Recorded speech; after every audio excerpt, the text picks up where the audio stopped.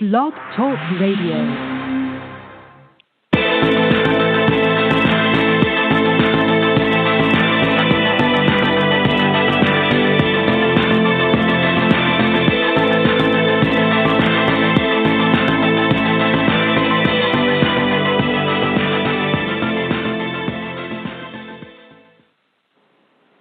Hello, and welcome to Virtues of Peace. My name is Hope Elizabeth May, and I'm joined by Michael Buzzy. Hello, everyone. And Randy Olson. Hello again. And joining us, hopefully, will be Sergeant Major Herb Friedman, who's trying to call in. We're having some technical difficulties. And hopefully Taylor Ackerman will be joining us as well. But today's show is titled Leaflet Bombs and Flying Loudspeakers, Psychological Warfare During the Korean War.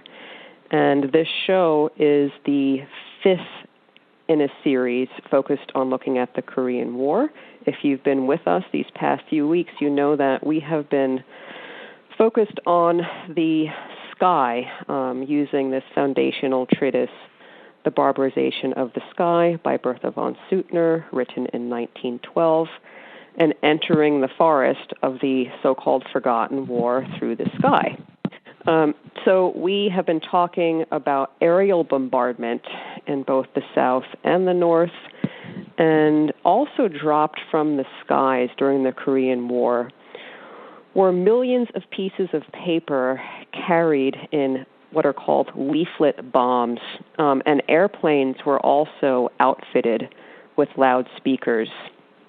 And these messages carried by airplanes were part of the psychological warfare, or PsyWar, campaign during the Korean War. There is an article on our show resources page called Airforce Psychological Warfare in Korea, and there are a number of resources on our show resources page, so I encourage you to dive into those resources. And that's a pretty short article, and in that article as well, it's very interesting because the author not only talks about these millions of pieces of paper being dropped from airplanes and also via artillery, but also the Air Force itself. Airplanes themselves had this psychological impact.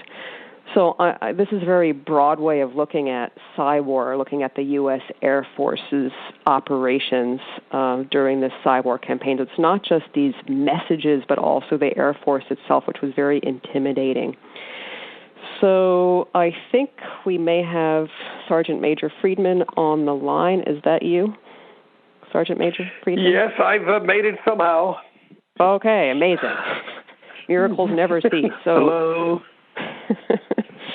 Well, welcome to Virtues of Peace, and thank you so much for being here and sharing your expertise on PsyWar and PsyWar during the Korean War. And Sergeant Major Friedman has over 160 articles on PsyWar in various conflicts, not just the Korean War. And so you can find his articles at PsyWarrior.com, and we've put a link to some of his articles on our show resources page at virtuesofpeace.com. But Sergeant Major Friedman, can you just begin by telling us a bit about yourself and how you came to write all of the articles on PsyWar found at PsyWarrior.com? Well, that's going to be tremendously boring, and I would suggest if I just go on too long, somebody tell me just shut up. I'm not sensitive. Right. Let me warn you about my voice first. I've been screaming at troops at 5 in the morning on a cold PT field while they did calisthenics for about 20 years. This is the result. Let me also warn you, in general, there are no definitive answers. This is an art, not a science. It's sales, it's marketing. Some people can sell ice to Eskimos. Others cannot close a deal, no matter how good. Keep that in mind. Every answer we give is an opinion. Okay, now back, let's talk a little bit about PsyWar in general. The Army always changes names. In World War I, you got shell shock. In World War II, you got battle fatigue, and in Vietnam, you got PTSD. So you might ask, what's the difference? Well, there is no difference. It's just the words. Our field that we're going to talk about was first called propaganda. That comes directly from the Catholic Church. Then it became psychological warfare because it was used during warfare. Then psychological operations because it was also used in non-war situations such as floods and earthquakes. And then eventually it became military information support operations, which is MISO. Everybody hated it because it was a green Japanese soup. And now they basically brought it back to PSYOP. Now, maybe should I stop here now if anybody wants to talk, or should I keep on? It's great, but if you could just talk a little bit about yourself. We always like to have a little bit of info about our guests. Next. And you in particular, it's just, you have written so much about this topic, and you're, a walking encyclopedia, and we're always interested in how people come to this. And if you could talk a little bit about that story, I don't think it's, I know a little bit about it. I don't think it's boring at all, so please. Yeah, I came to it through the back door 6 or 7 decades ago. I was walking down 34th Street in New York City with a ticket to Madison Square Garden. And as I'm walking, I see in a window a large photograph of a stamp of Adolf Hitler, and his face was a skull. So I was fascinated. I went inside. I immediately traded the ticket for that. That led to about 30 articles on propaganda stamps because I'm kind of a bulldog and I tend to be obsessed. And I ended up winning a gold medal in a big exhibition, and probably the only best of show ever given in a stamp exhibit with no real stamps. I don't believe that can happen today. I think the rules are too steep. Then I kind of felt like I'd mastered that, so I started looking at banknotes because I was really interested in government documents that were forged or counterfeited or parodied or made jokes. So I did the same exact thing. I started studying banknotes, and I ended up writing about 30 articles. I pretty much covered that field. I should probably say in the stamps I also wrote about 30 articles. I don't even count those among the other things that we talk about. That was just kind of a beginning. Then I'm going to kind of leave out the military. There was a school for PsyOps and all. But then a military buddy who was a major asked me if I'd write a story on his website. That was PsyWar, the one that you mentioned earlier. I did so. It was very popular, and then other units began asking for a story about their units. Then suddenly veterans of other wars, veterans of Great Britain and Israel and Rhodesia all wrote to me, and they wanted articles. And so I studied each of those, having the ability to get to military information at that time, because I did have a classification that allowed me to read a lot of documents. And I also wrote a lot of stories on a British Friends site, which is PsyWar.org. And so looking at the PsyWar site, which you mentioned again, I've got about 55 articles on general subjects, about 37 on recent war, maybe 33 on Vietnam, maybe about 11 on Korea, and then about 37 on World War II and 4 on World War I. So you could basically read my stuff and get a PhD on the subject. I'm kind of famous only because nobody else cares about the subject. Nobody in the world writes about it really, and these days. And the fact that I've been regularly writing and updating the articles make them pretty popular. And why do we write? Caught our attention. Well, every time there's a new war, I get 100 phone calls from BBC and Canadian and CNN, and everybody wants to talk about it whenever the bombs are dropping. And then when it gets a little peaceful, we don't hear anything. As soon as the bombs drop, we get knocked off the air. We get like 10,000 emails a day, and it knocks us right off the internet, which I always thought was kind of funny. But PSYOP itself has never been regarded much by the Army. The combat officers basically want to kill people. They don't want to waste their planes dropping paper. They don't want to waste artillery shooting paper. They would rather just blow them to hell. And PSYOP really, there's really no way to show how successful it is. Now, I've gone to dozens of lectures in the military, and there are certain people, mathematicians, that say, "Well, we can define anything. We have formulas that will tell us if a project works."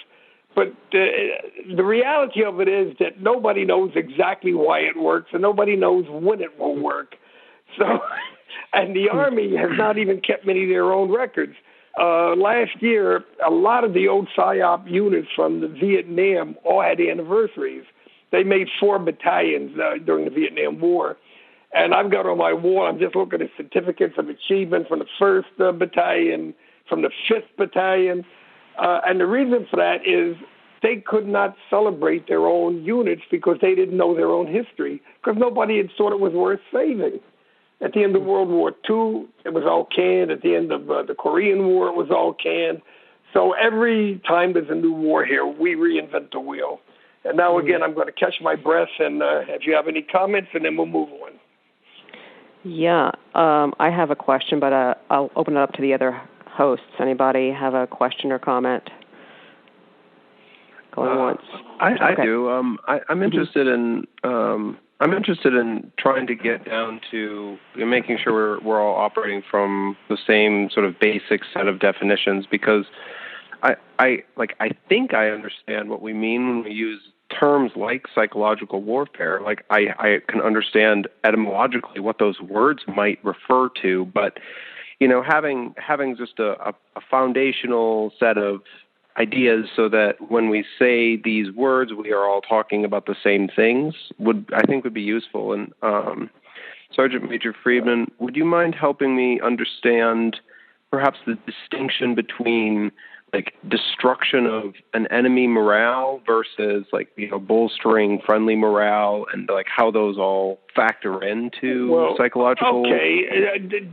That pretty much comes up a little bit later when we talk about tactical and strategic and consolidation.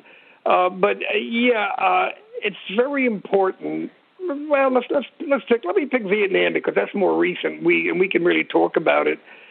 In Vietnam, we needed the enemy to surrender because we found out it was some insane price, and again, you can read one of my articles and find out.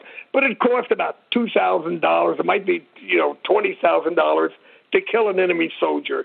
When you think of all the artillery and the bombs and the fuel, and you could drop a piece of paper and he'd quit. So the PsyWar basically, number one, from a standpoint of killing people, it allowed us not to kill them, and it allowed them not to shoot at us. Because we made offers, and it was expensive. In Vietnam, we would tell a soldier, if you come over to our side, we will, number one, we will give you a hot meal, a bath. We will medically treat you. We know you're out in the jungle there and you've got malaria and a half a dozen untreated diseases. We will cure you. We will bring you back to perfect health.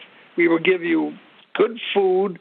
We will educate you. We will teach you a trade you want. We will give you the lumber to build a house.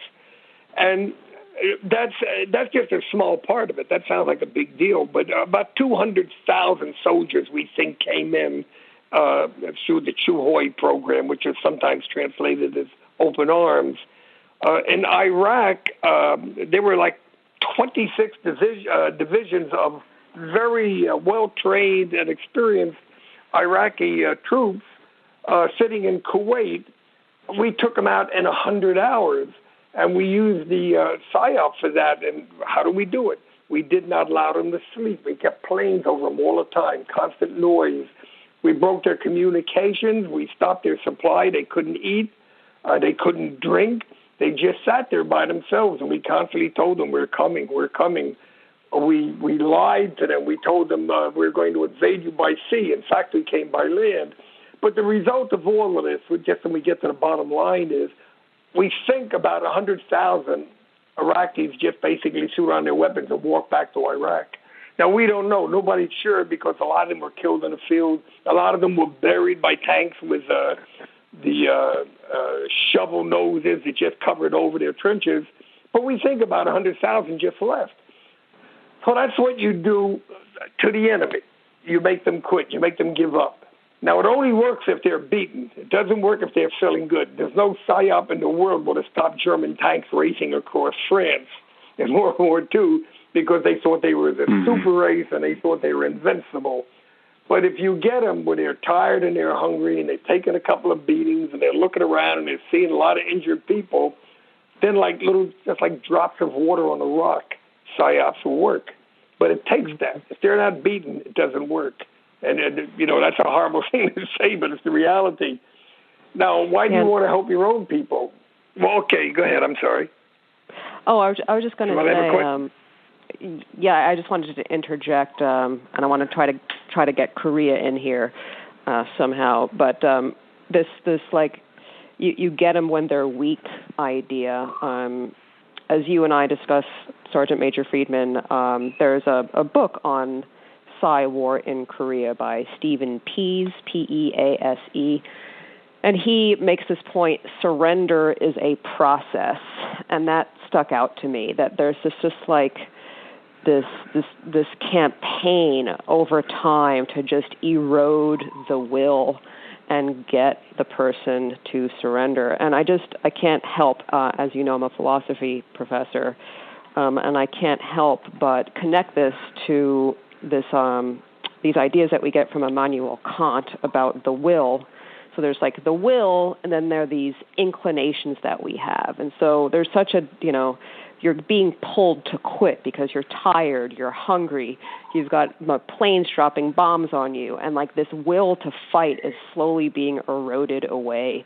And just to make this connection to Kant's philosophy, there's like this will, this like determination, and I guess, German tanks during World War II are the apotheosis of that. Like that's just not going to be moved at all. And then there's like this inclination to quit and this desire to just stop. And I just wanted to make that point. And then over back to you, Sergeant Major Friedman, if you want to follow up on that or not. Well, that's terrific. No, you're exactly right. And Japan is a perfect example. They just never quit. They were bombed. They were just killed by the thousands. They were firebombed. General LeMay once said, "If we lose this war, I'm going to be killed as a war criminal." We firebombed cities. We actually tried to get a fire tornado. We loved the idea of the flame that would take the oxygen right out of their lungs. So, but again, this only works, this whole idea of psychological warfare only works if they're beaten, and they have to know they're beaten. Because when they're strong, and one of the reasons it didn't really work that well on the Vietnamese is that those people come from down the north, they were lied to by their own country. They were told they were going down there to liberate the South. They would be welcomed with open arms. When Tet came, Tet was a horrible disaster for the North. There's not even any real record of how many people were killed. We think about 34,000 were killed, and we basically wiped out the Viet Cong military at that time. But they simply told their people, well, we won. The people loved us. The people came out. And by the way, Ken still tells his people that we invaded Korea, that we started the war. Never mentioned that he sent close to 100,000 troops and 100 Russian tanks down south. So if you have total control of the news, you could tell the people anything, and there's a good chance they'll believe you. In Iraq, we wanted the new government to take power, so we started advertising their army. We told them people how wonderful their army was, how heroic they were. We made comic books about their army. We wanted the people to vote. We wanted them to get a feel for the democratic process.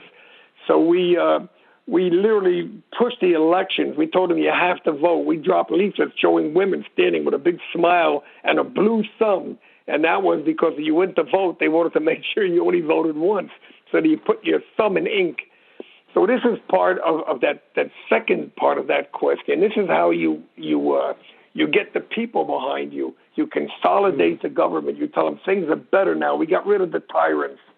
We killed them. We killed pretty much, the only man that might have won in Vietnam, who was a real patriot, but he didn't meet our standards. He wasn't willing to put on the Indian headdress and kiss babies because he was French and he was, he was well trained by the French and he was very, very formal. So basically, he was just taken out of the picture. Now, I don't know why I threw that in, but I just got carried away. Well, I mean, in fact, we're going way off. We're kind of way off the track of where we were going to be. Go ahead. It's all good. I mean, you're addressing the strategic, tactical, and consolidation stuff before we get to it, but it's all good because, as Bertha von Suttner says, it takes really 3 passes to understand something. So that was our first pass. But let's dial back to the Korean War, and could you? I mean, it didn't. I read also that sort of we were there very early. Like before the troops even arrived, the U.S. troops, there was paper dropped in the Korean War. So doubtless there was some foundation laid. And I'm wondering if you can talk about how the PsyWar in the Korean War came about, and were there units in World War II involved, materials, etc. This is 2 different questions now. I think if you were talking about Operation Gilly, that focused truth, that was done during the Cold War. That's later. No, that's later. All right. Yeah. All right, let's talk about the war. Americans had pretty much pulled out of South Korea. Most of our people were going. They were in Japan. When the North Koreans attacked us, and they did a wonderful job, nobody knew they were coming. The CIA, nobody. They didn't tell their own generals they were attacking until they gave the orders to go. So they literally caught the United States with its pants down, and it was not unlike the Alamo, where we got quickly pushed down to the Pusan perimeter, and they were basically told there to hold the die, that we were going to have to get some time. We were going to need time to move troops. They sent an outfit called Task Force Smith in there and basically threw them away, and they just got chopped up. And this is all just getting now to your question. So now this is where we're at. We're losing the war. We're pushed all the way back. North Korea has taken about 90% of the entire country. Everything is looking dark. But MacArthur now wants to use propaganda. He wants to use at that time we'll call PsyWar. We don't use the term anymore, so it sounds very strange, but we'll use it. So what happened was he had a couple of guys. Now, in World War II, he had done the same thing. He had been sent to the Philippines, and he had no troops there. And he thought he was going to lead an American army, and there was none. So what he did was he took the Australians who were already doing PsyWar, and he just grabbed the Australians, and he pulled them in, and he said, okay, you're now Americans. You're going to fight. We're going to add Americans to you, and we're going to have a thing called the Psychological Warfare Branch, a PWB, and we're going to drop propaganda on the Philippines. And they did so, and they were very successful. Now we got to jump ahead again. Now he's in Japan. Korea's been attacked. He's got a couple of guys. He's got 7 or 8 guys there that know a little bit about PSYOP because, again, at the end of the war, we got rid of all of this. There were no PSYOP corps, to be honest. He's got 7 or 8 guys that are pretty good. So he makes a little group over in intelligence. Now, this would be 8th Army, and it's called G2. And for you that don't know, we kind of stole that in World War I from the Germans, the German General Staff. And G2 is intelligence. So these are the guys that are looking for information. These are the guys that have the map of where the enemy is. And they started within a day after the attack. They were dropping leaflets. He also gave orders that we want to have radio programs out. And within just a very few days of the war, they were, I think, doing about 4 hours a day. So it was really amazing how quickly that was done. But it didn't quite work in some ways because the G2 is intelligence is not really. They don't really do the operations. They basically gather information. So they swapped it over and they sent it to G3. Now, this is still early in the war. This is the first, maybe the about 3 months into the war. So now it goes over to the 8th Army, G3, which is operations. These are the guys that are responsible for getting the trucks, getting the airplanes, printing the leaflets. So operations takes over. So now for a while, that's all we have. And this is all amateur stuff. This is just being thrown together. Guys being grabbed out of their bunks in the middle of the night and say, did you ever work for a newspaper? Okay, you're now a propagandist. That's what they did.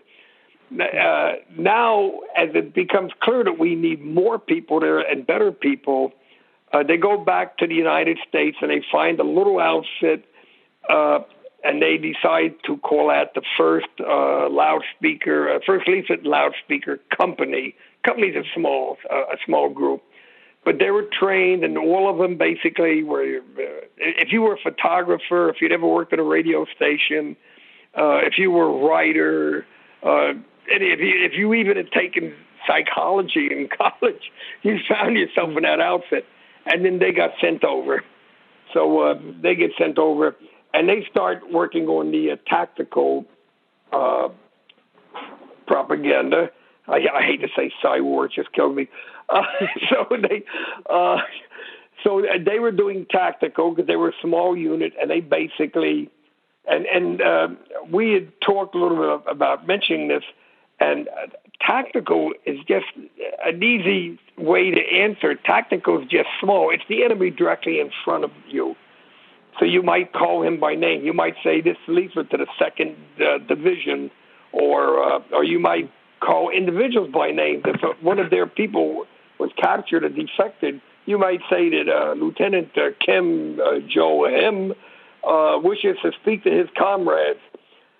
And then this went on for a bit, and then just shortly after that, then they went even bigger, and they made a group, and that was called the First Radio Broadcasting and Leaflet Group. I hope I'm getting all this right. I'm 84. My mind doesn't work like it used to. So they were strategic. They mostly worked out of Japan, and they would print leaflets there, and they would prepare radio stations, and they would be broadcast to North Korea and later on to China. And they would fly B-29s out of Japan, and they would do the strategic. This is well behind the lines. We're now dropping leaflets on China, deep into North Korea, telling them what a bad idea the war was. So now I'm going to catch my breath, and hopefully you're all with me still. Yeah, and so that was passed too. I said earlier that Bertha von Suttner said it takes three times to understand something. So that was passed too with tactical and strategic. Okay, so we're still going to really, I hope, get clear on strategic versus tactical versus consolidation. PsyWar, we're getting there. So you had this leaflets and loudspeakers, and then radio, okay? And these guys, the small company that you mentioned, the First Loudspeaker and Leaflet Company, did those people come from the United States, or were they in Japan? Yes, everybody. Yeah, no, we remember, we had nobody. It's a great story, actually. I wish I could remember their name, but of course I wasn't kind of expecting to go to Subway. There was a little group. We have aggressive war games in the United States. A little where we play, and I used to play the aggressor, and I would be the Russians, and I would attack my own people and mess with them. There was a little outfit that was attached to the aggressor forces that used to leaflet the regular army forces in these games, and they were just basically grabbed, and then just overnight, the unit was beefed up, and it was double, triple in size, and trained up and sent off to war. But there was nobody in Japan that was going to do this. There was nobody in Korea was going to do this. Even though we took in the Koreans once the group got there, because we needed local experts. We needed people who could speak the language and did different dialects. So they were all kind of drafted and became part of that radio broadcasting and leaflet group. Great. I'm going to move on to something that you say in one of your articles, and this is linked on our show resources page at virtuesofpeace.com. And by the way, you're listening to Sergeant Major Herbert Friedman, who has many hundreds of articles on PsyWar. And in that article, so here we go again with tactical versus strategic. You say, and I quote, "The themes changed frequently according to the tactical situation. The one essential ingredient that never changed was truthfulness." And earlier you mentioned how we lied in the PsyWar in Iraq, and also in this book that I've mentioned by Stephen Pease, he says actually that strategic PsyWar, quote, involves propaganda, deliberate lies, or stretching the truth to prejudice minds and international opinion against the opponents. So there are these two, I mean, they seem to be inconsistent claims. One is truthfulness is like first and foremost. Go ahead. Yeah. Yeah, I guess you have to define what you want to call a lie. There we go. There's BS. It's truth. So now, when I say lie, the general rule is this. Every book you read, every manual that the Army produces, and there is a stack of them, on the subject will say don't lie. It's very important to gain credibility.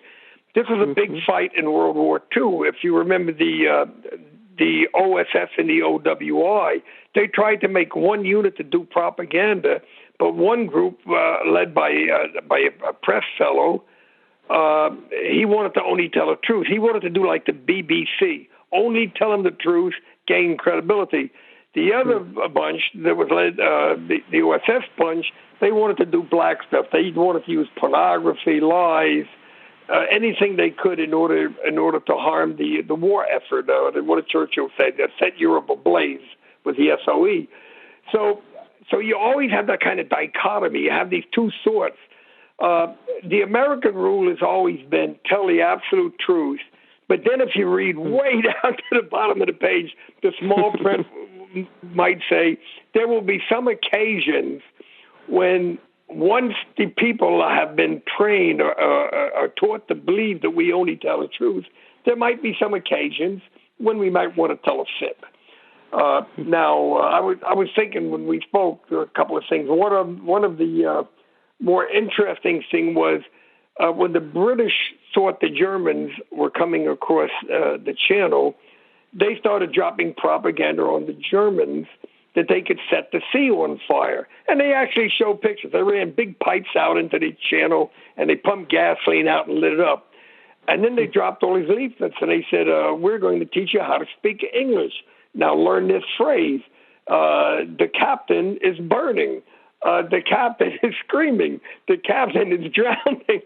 So basically, once they had set these guys up that they would believe everything you told them, then you would give them the big lie. And this happened, of course, in Normandy. We told them we were coming straight across the panel. We were going to take the shortest route, but we basically went to Normandy. Our PsyOp people were working day and night. The Ghost Army was making all kind of sounds. They were making rubber tanks. Patton, was being interviewed. Tanks are being moved back and forth. And the Germans were really fooled. Hitler didn't release his panzers for 2 days after the D-Day invasions. In Desert Storm, we told the divisions in Kuwait that we were coming from the sea. We dropped a beautiful leaflet that was designed by a fellow I know named Tim Wallace. It showed this horrible, monstrous Marine coming in from the ocean holding his K-bar knife, which is the issue fighting knife for the Marines. And behind him, you saw helicopters and ships and aircraft carriers. And, of course, that held several divisions that would just stayed there watching the ocean while Schwarzkopf did that big Hail Mary play, for you to remember it. Came around in a big circle and came in behind the Iraqis and basically just beat the hell out of them in 100 hours. So the point I'm getting is that we don't lie, but occasionally, now in Korea, there was a bunch of different plans, and they used to call them name plans. And I'll get to where I'm going. They had one that was called Rat Killer, and there was all these leaflets just talking about the communist guerrillas that were left behind as they retreated. and there was blizzard, and that was trying to restore peace, and there was cities that trying to get the North Korean college students to turn against the communist regime. So a lot of these things would use exaggeration. A great theme was to show the Koreans being pushed into the battle. Sometimes there's a fire, sometimes there's a cannon, and the Koreans are being pushed by the Chinese. So they were basically telling the Koreans that while you're fighting at the front, you're fighting for Mao. And by the way, he's taken all the rights out of your country, and he really has eyes on it, really wants to invade and take over Korea. And then we would go a step further. Then we would show the same picture, and now the Koreans being pushed by the Chinese soldier, and behind them he's being pushed by a Russian soldier.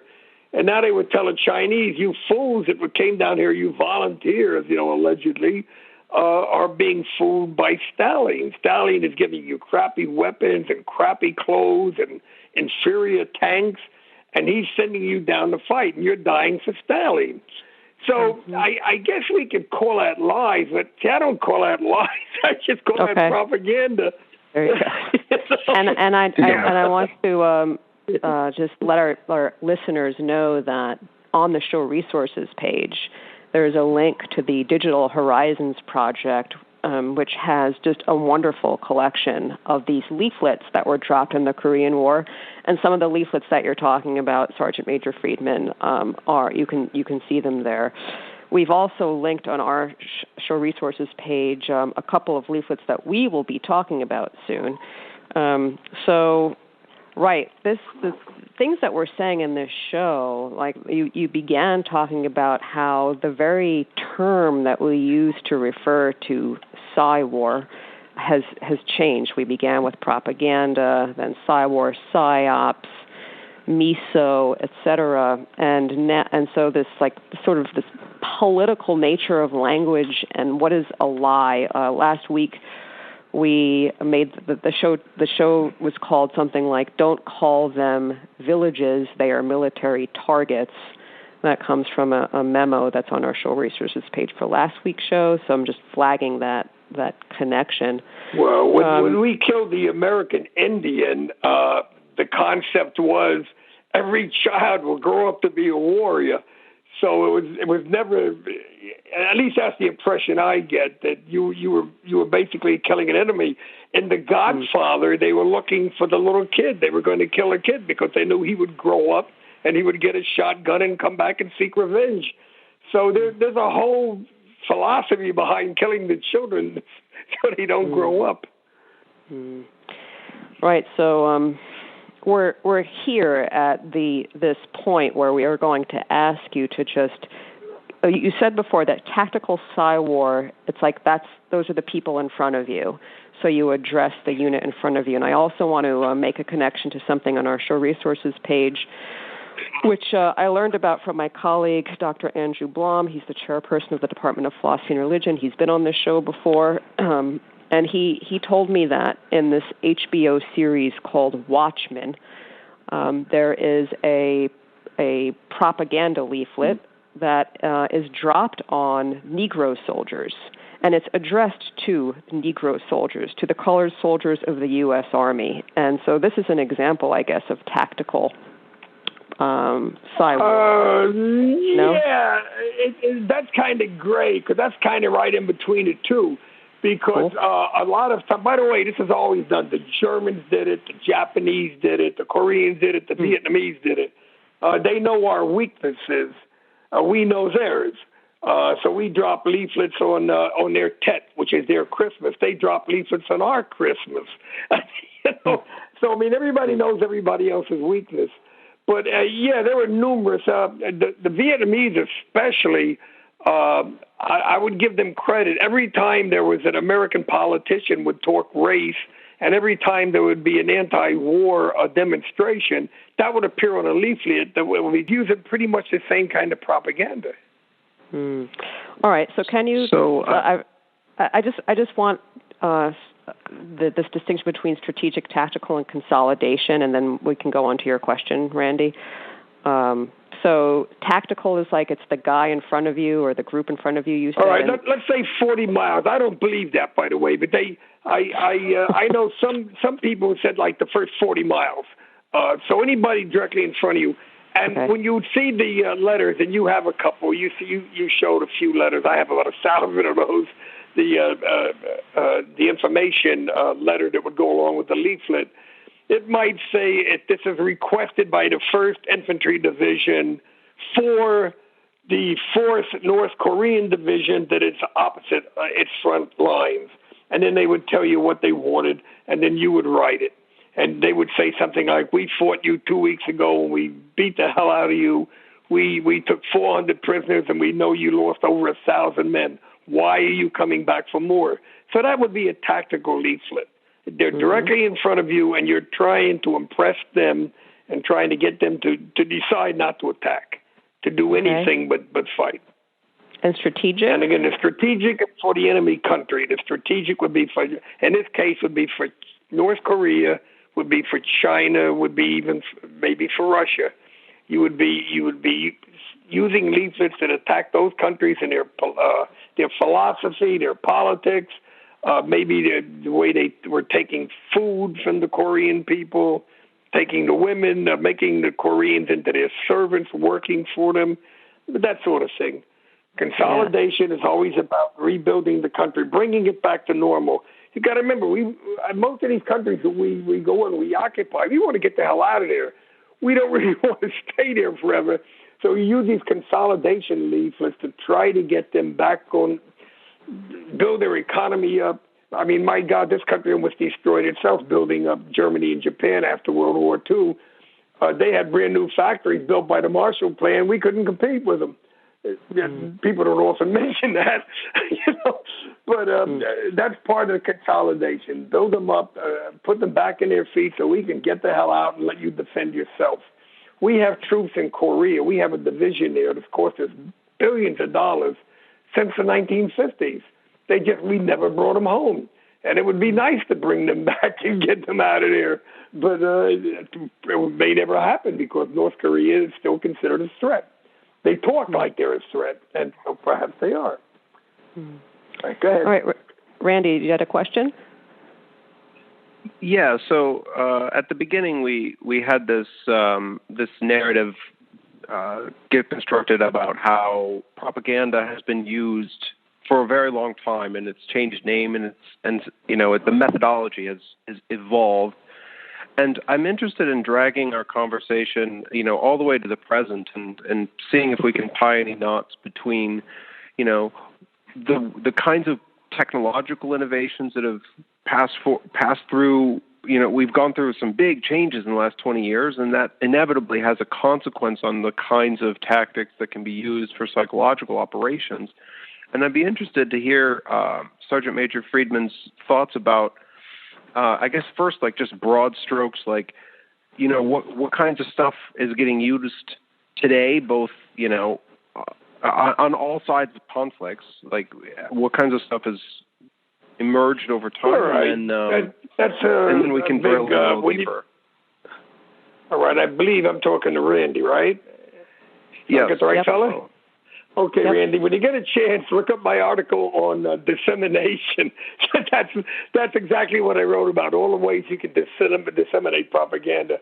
But number one, of course, the number one is always leaflets, because leaflets are easy, they're cheap, they don't cost hardly anything. You can print 1 million, an average drop is sometimes 2 and 3 million leaflets.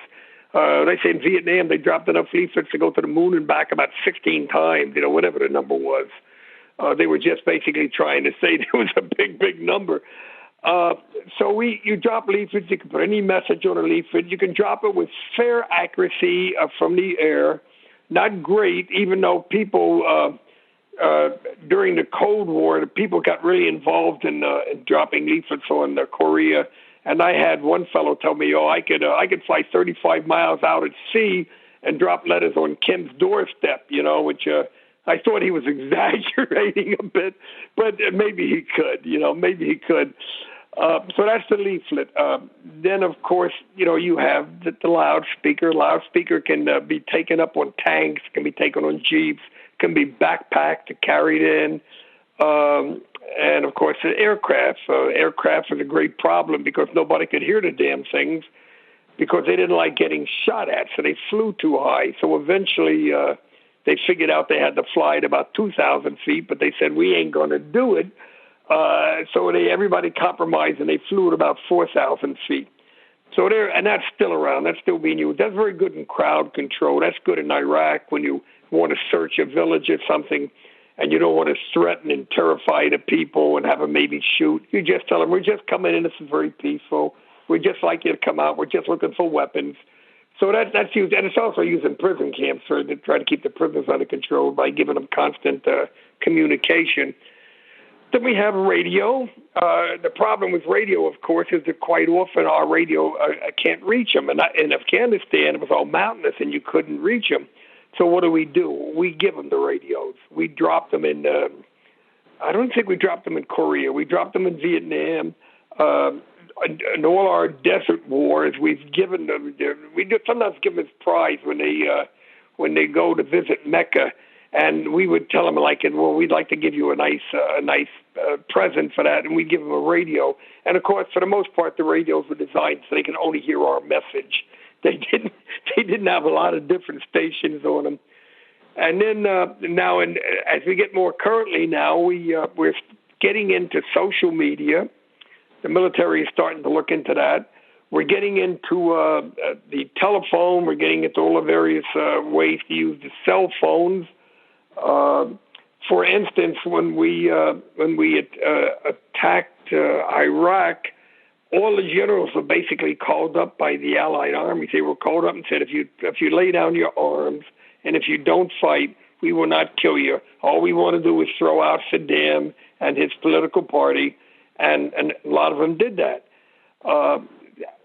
We're using drones very much. Drones for photographs. Drones can be used as weapons. Drones can drop leaflets. We've used balloons. Balloons are kind of going out of style, but they're still using them in Korea. They're using them north and south. They'll fly balloons at each other. They use them in East Germany. They use them in China and Taiwan. They fly balloons back and forth at each other. We also have rockets. The Germans in World War II put leaflets on V-1 rockets. They also, small rockets were fired back and forth across the lines into Berlin, the west and the east. So I think I kind of answered your question. I don't want to go. I can't just come up with every single thing we've done, but any form of communication today, whether it be Trump and his tweets and all, they're all being pretty much used as propaganda. Okay. Any other questions before I move on to a very specific leaflet that you can access on our show resources page? Any other questions, comments about these means? Question. Yeah, go ahead. Yeah, just sort of along the general vein of the Korean War. So, Sergeant Master Friedman, I know in various other wars, in Vietnam War, there was Hanoi Hannah. In Japan in World War II, there was Tokyo Rose, Baghdad Betty in the Iraq War, and Axis Sally in World War II. So I was just curious, off the top of your head, if there's any sort of concentrated personality during the Korean War who was a main sort of catalyst for this propaganda. I don't recall anyone in particular. Of course, I've got 2 articles on radio, and I mentioned all those, and even more people, Lord Ho Ho. There are plenty of people. But I don't think there was much of that in Korea. First of all, most of the speakers, if they did do that, would be speaking Korean. They'd be talking to the South Koreans, so we wouldn't be aware of them that much anyway. But I don't. If you're asking me, were there any English-speaking Koreans? I do not recall any. Yeah, I don't recall coming across that either in my research. Okay, so let's turn to the Safe Conduct Pass, and this is an actual leaflet that was dropped, and you can access that on our show resources page. And Sergeant Major Friedman, can you talk about the Safe Conduct Pass? And I know that this was a kind of leaflet that was used in multiple conflicts. Yeah. Well, of course, I hate to say this because it's going to sound like a broken record, but I've got 3 articles on that subject. One on the Pass of Shame, which was the German Safe Conduct Pass, the official one signed by Eisenhower. One on the IC's Resistance Pass, because the Japanese did not like the word surrender. It got them very aggravated. So we asked the Japanese to surrender by simply saying IC's Resistance, and you can Google that with my name. And during the Vietnam War, we had an official Safe Conduct Pass that at first had 5 flags, and then as more allied countries joined, we went to 7 flags. And then when we left there, we made a 1 flag when we used that Vietnamization concept, which led to their demise pretty quickly. So, yes, the safe conducts are always one of the major themes. I mean, that's always right up on top of it. In any war, you always want the enemy to come over and you promise him food, you promise him safety, he'll be taken to the rear, he will not be put in any jeopardy.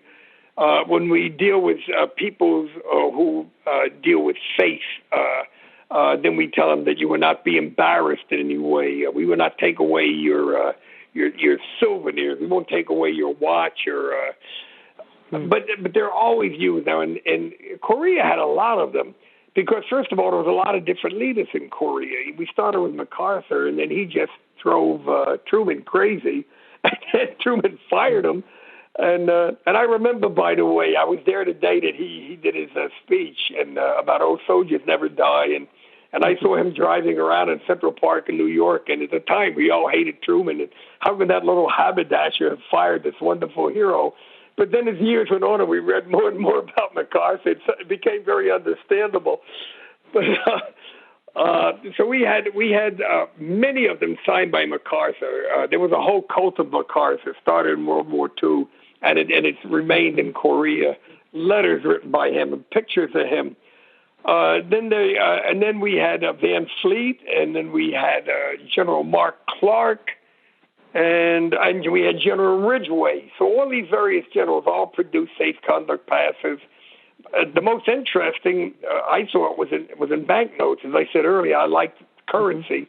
We produced a Korean money that had safe conduct pass signed by these various generals on the back. I really like those a lot. And, of course, I wrote an article on them, need I say, on Korean banknote propaganda. I think actually I wanted to say if you're interested in an actual banknote leaflet, I believe there's one on eBay right now. For about $100. Yeah, you'll see them quite often. There's not a great demand for them. They're probably worth about $15, $20. Leaflets are not in great demand. The only leaflets that are really in demand are the really horrible leaflets that are produced black. Now, I meant to say before, I had it in my notes, don't forget to tell them, there are 3 kinds of leaflets, basically, and I'm sure that Hope knows this. And by the way, I wish you guys would call me Herb. You're driving me crazy. The white leaflet is a leaflet that's clearly defined. The enemy knows it came from us. Sometimes they'll even have a code number on that clearly denotes it from us. And that's a white leaflet. That's the kind the U.S. Army does. They're white. Everybody knows who did them. There are gray leaflets. Gray leaflets don't always mention us. There were newspapers that we dropped in Korea. There were newspapers in World War II and in every war. My voice is starting to go. And those are great. They don't actually mention us. Everybody kind of knows they're from us because they saw the American bomber go over, but they don't mention it. And then there's black. Now, the military does not touch these. These are civilian in nature. These are that famous 3-letter organization makes these, And they're just horrible. They're bestiality. They're dead. Sex with dead bodies. Sex with animals. Sex with children. And those are the ones that people will pay hundreds of dollars for because only the crazies out there just love that. The more gory they are, the more they're liked. But the black leaflets, the ones that nobody would take credit for, and even the British did one. And the British are so coy about it and never want to talk about any such thing. It's just horrible. It's a dastardly act. They show a foreign worker that's been brought to Germany to work having sex with a beautiful blonde, and they're telling the Germans that while you're fighting at the front, they're moving in these swarthy Italians and these Spaniards and these Slavs, and they're having sex with your wife. So those are the ones that are really hot. Those are the ones that cost money. Now, let me just throw one more at you that you're not even going to believe. There were a lot of stamps made, and stamp collectors just love their stamps, and they have a need to be complete. There was a German sheet that is very similar to the Hitler birthday sheet, celebrating his birthday, of course, and they sell for somewhere between $20,000 and $30,000. They're nothing but a leaflet, but they have a couple of stamps on, and if you collect German stamps, you got to have that OSS stamp. And of course, you'll find that, too. I have an article called Cornflakes about that was an OSS black plan to have every German have mail on his breakfast table, just like he eats his cornflakes. And we show a lot of that. And these things literally go for, I had a friend of mine bought one for $34,000, and he was really, really happy. And it's worth about 12 cents in actual value. It's a piece of paper with a little printing on it. But because the collectors must be complete, that's a valuable leaflet. Back to you. All right. So since we're talking about leaflets, I would like to just go to these. You're talking about various themes, and we do have a clip so we can get our voices back and so forth. But this is a clip that is from a film. You can access it on our show resources page. It's called Psychological Warfare, a Combat Weapon in Korea. It was made by the Department of Defense probably around 1951-ish. I can't remember the exact date, but the National Archives has recently restored it, and you can watch the entire film on our show resources page. This is a clip where they're talking about how a theme was selected for these leaflets in the Korean War. It's about 1 minute and 20 seconds, so here is the clip. In the selection of a theme, many factors must be considered. Does it capture the interest of the audience? Does it hold that interest? Above all, does it establish confidence in what we're saying? A theme has been selected. The theme is needless death. First, an artist prepares a dramatic piece of art, and the theme comes to life with a grief-stricken mother, visualizing the pointless death of her soldier son.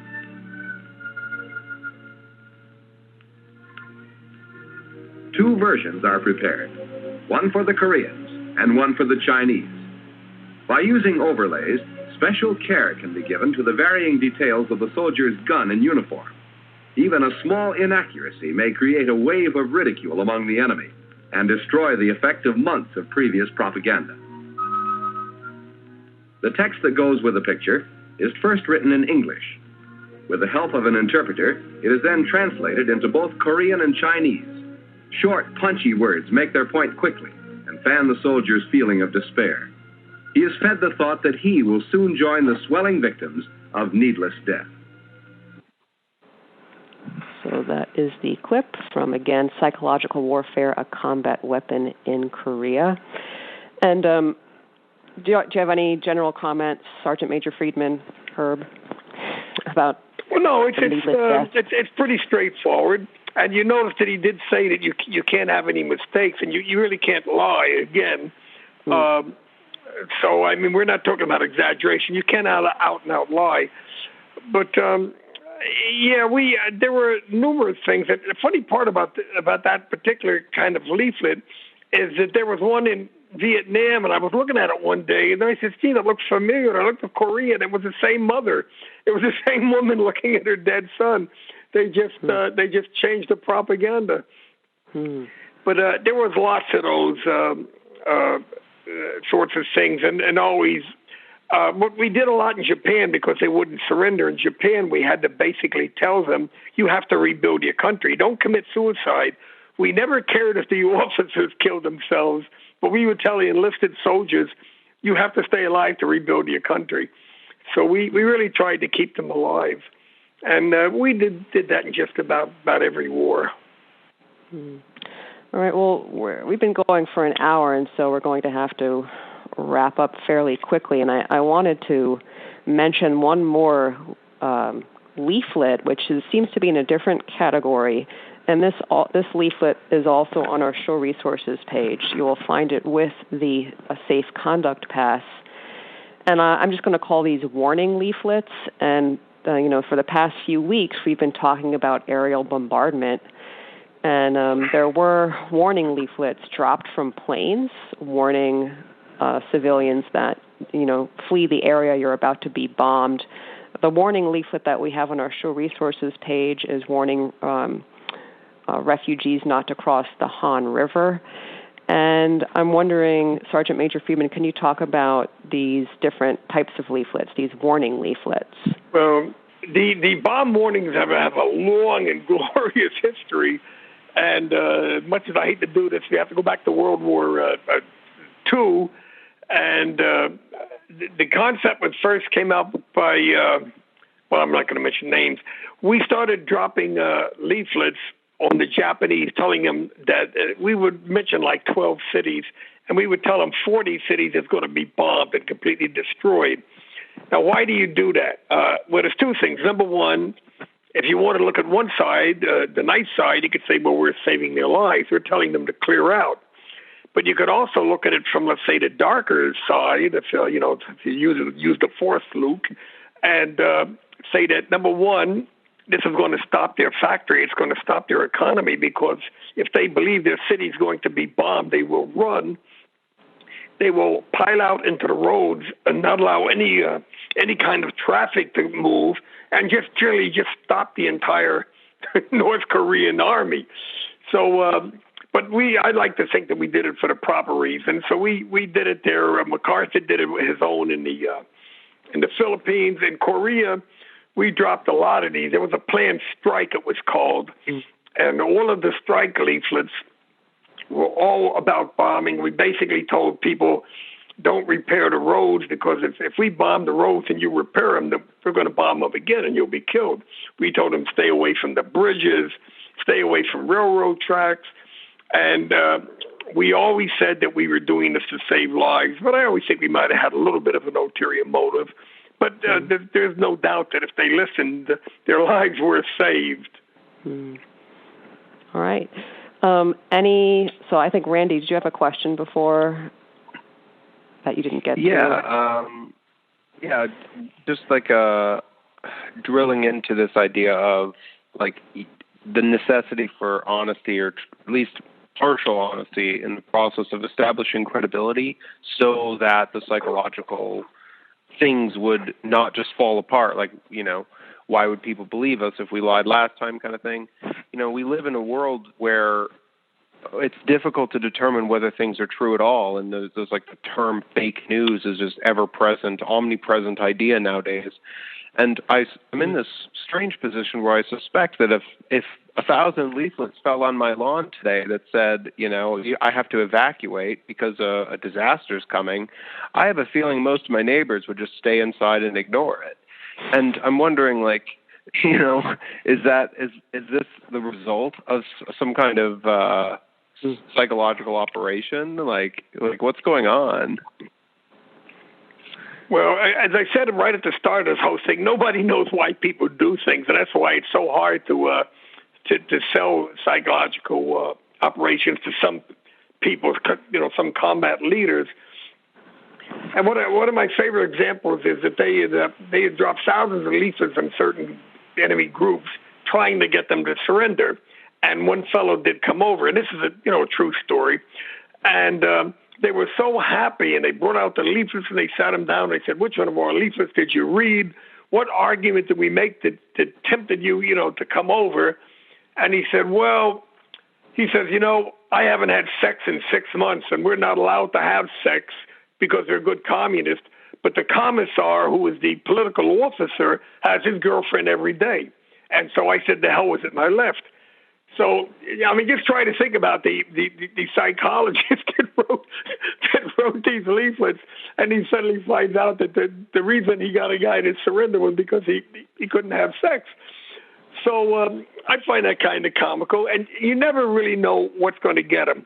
Usually, if they're sick enough, if they're hungry enough, they'll obey.